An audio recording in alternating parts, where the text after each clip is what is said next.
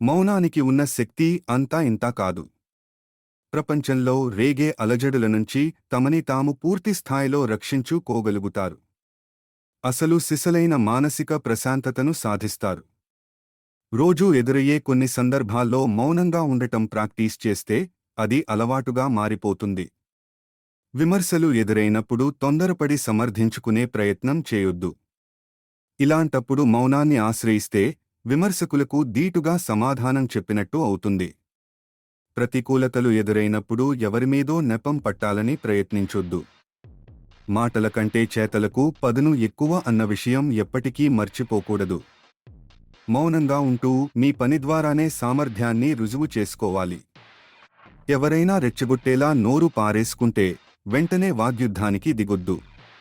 క్షణకాలం పాటు మౌనాన్ని ఆశ్రయించి ఆ తరువాత బదులిస్తే ఫలితాలు అద్భుతంగా ఉంటాయి.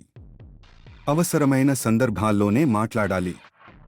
ముఖ్యంగా వదంతులు వ్యాపింపజేయడం, ఇతరుల గురించి అనవసర విషయాలు మాట్లాడకూడదు.